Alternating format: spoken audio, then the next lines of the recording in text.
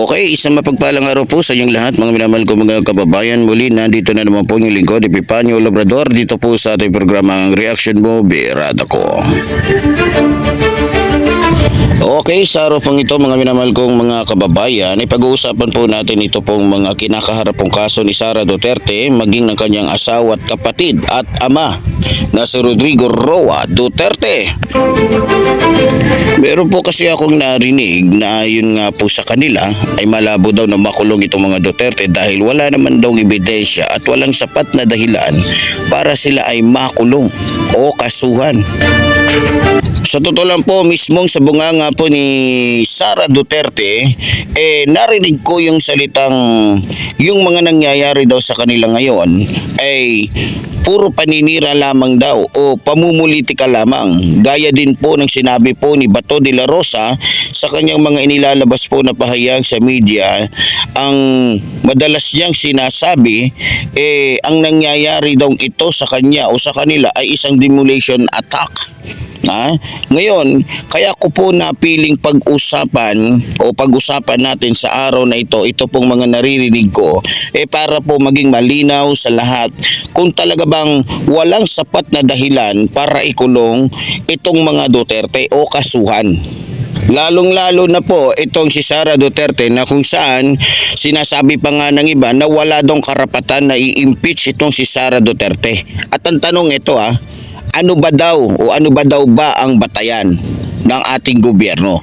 So sa madaling salita mga minamahal kong mga kababayan, pag-uusapan po natin dito ngayon mga kababayan o pag-uusapan natin yung batayan po ng ating gobyerno o ng ating pamahalaan kung bakit kailangang papanagutin ang mga Duterte sa kanilang mga kasalanan. Lalong-lalo na po itong mga ulupong ni Duterte na sina Bato, Bongo at iba pa. Okay, simulan po natin dito kay Digong. Alam niyo sa totoo lang po mga minamahal ko mga kababayan, noong mga panahon po na inilungsad po ni Digong yung kanyang gera kontra droga, isa ako sa natuwa. Dahil sabi ko sa sarili ko na ito na yung tunay na pagbabago. Yun po ang naalagay ko, yun po yung naalagay ko sa isip ko. Na hindi alam o hindi natin alam o hindi alam ng mga Pilipino na ito pala ay isang tunay na panggagago. Isang tunay na panggagago ni Digongyo sa mga Pilipino na napaniwala niya sa kanyang matatamis na pangako. Nung nag-umpisa po na ang kanyang peking war on drugs ay inilungsad, marami sa mga kababayan natin ang namatay. Na ang akala natin yung mga napapatay ng ating mga otoridad ay mga tunay na adik. Tama? Ang hindi pala natin alam, karamihan sa mga napapaslang ng ating mga otoridad ay mga taong walang kinalaman sa droga. Paano ko po nasabing walang kinalaman sa droga? Kung maalala niyo po mga minamahal kong mga kababayan, maraming mga minor de edad o mga walang muwang na kabataan ang napaslang na kung saan, kung hindi po ako nagkakamali, kung tama po ko, karamihan po sa kanila o ilan po sa kanila ay nasa edad lamang po na 6 na taon hanggang 10 taong gulang lamang. Ang tanong, nabigyan ba ng hustisya yung pagkamatay ng mga kabataang yon? Wala. Walang hustisya. Wala silang hustisyang nakamtan. Ang mga inosenteng kabataang yon ay pinatay na para na lamang mga daga. Pinatay na para na lamang mga walang kwentang hayop. Mga minamahal ko mga kababayan. Nung lumapit yung mga pamilya ng mga kabataang yon sa ating pamahalaan, tinulungan ba sila? Hindi. Lumapit sila sa DOJ, sa NBI, sa PNP. Nakakuha ba sila ng hustisya? Wala. Sa halip, nakatanggap pa sila ng pananakot at pagbabanta mula sa gobyerno ni Digongyo. Yan po ang katotohanan mga minamahal ko mga kababayan. Dahil nga hindi sila makakuha ng hustisya sa pamamagitan ng kanilang inaasahang tulong sana ng DOJ, NBI at ng PNP, lumapit po sila sa human rights. Diba? Sinubukan nilang lumapit sa human rights. Ang tanong, ano bang ginawa ni Duterte sa human rights? Para po malaman ninyo doon po sa mga hindi nakakaalam, tinakot din po niya at pinagbantaan ng human rights. At kung hindi po ako nagkakamali, nagbitiw po siya ng isang pananalita, isang kabastosang pahayag na kung saan sinabi pa nga niya na wala daw siyang pakialam sa human rights. Wala siyang pakialam sa human rights na nagtatanggol sa mga sibilyang inaabuso ng mga nasa gobyerno. So sa madaling salita, sang-ayon siya sa ginawa ng mga aso niya na basta-basta na lamang pumatay, bata man, matanda, may kinalaman man o wala. Diba? Hindi po tayo naninira dito, mismong human rights. Manood kayo, panoorin nyo sa YouTube. Saksi po ang media sa kanyang pahayag. Hindi po mabubura yun sapagkat naka-upload yun.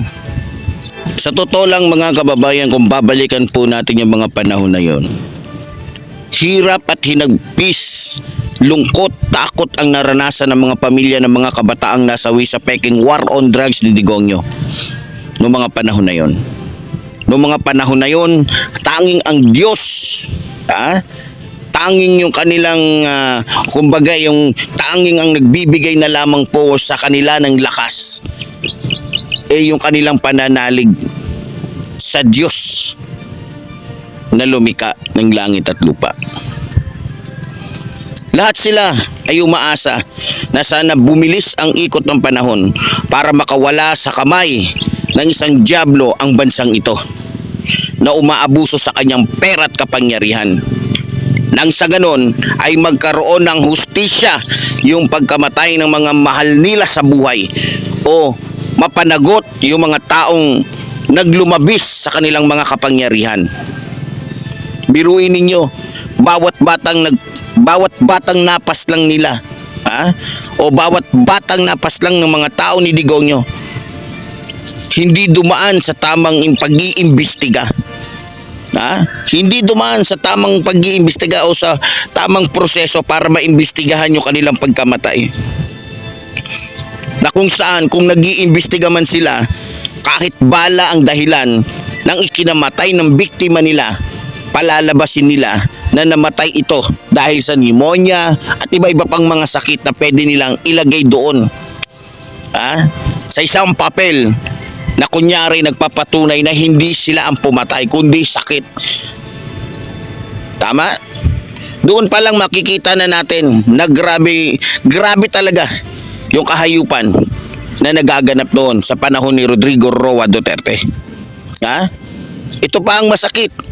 Yung iba namang napapas lang noon, maliban sa mga batang walang kamuang-muang, yung mga dating adik na nakulong, na pagkatapos na nakulong ay nagbagong buhay, na isinama pa rin sa master list nitong ni Digongyo.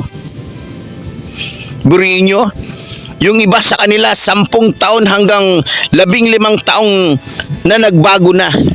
Biruin mo, yung iba sa kanila walang awang isinali ni Digongyo sa kanyang master list.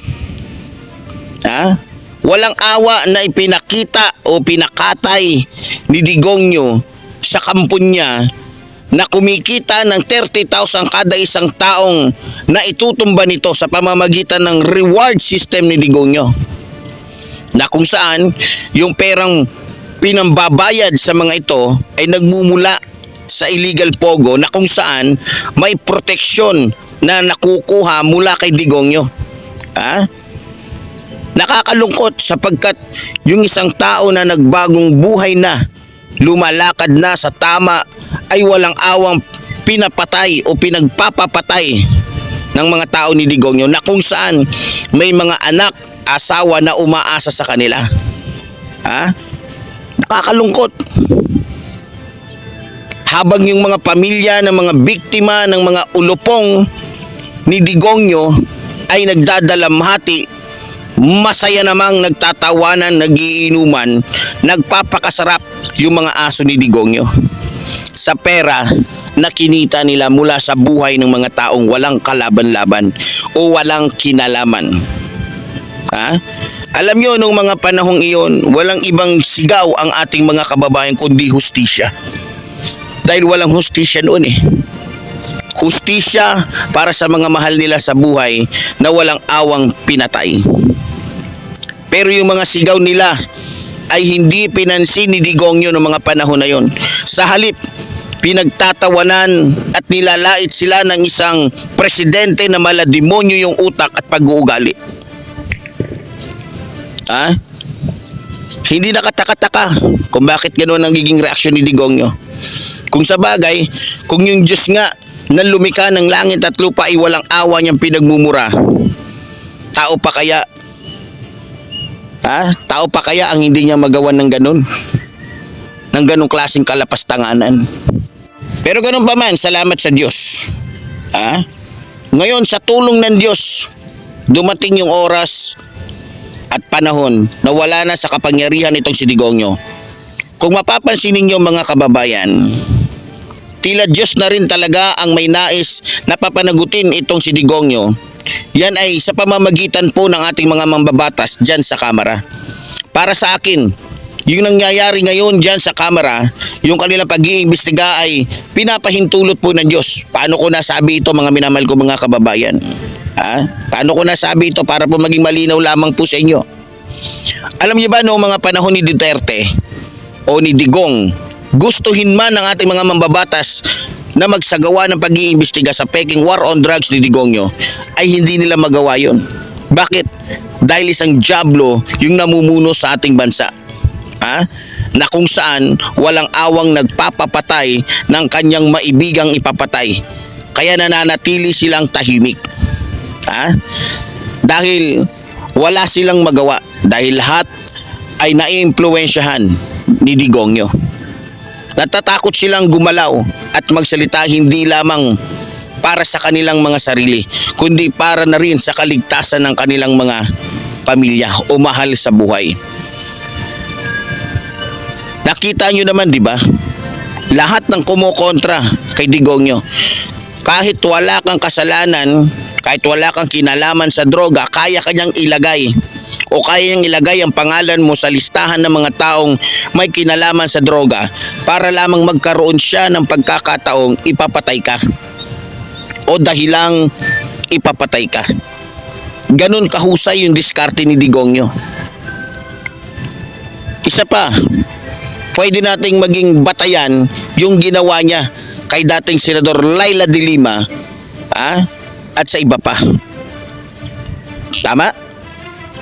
Ito pa, lumitaw sa pag-iimbestiga ng ating mga mambabatas dyan sa Quadcom, base na rin sa mga salaysay ng kanilang mga naging resource person, na yung mga taong totoong may kinalaman sa droga, na napas lang din ay mga kalaban o mga parokyano ng isang drug syndicate na kalaban sa negosyo ni Michael Yang at Alan Lim, na kung saan ay naging economic advisor pa nitong ni Digongyo.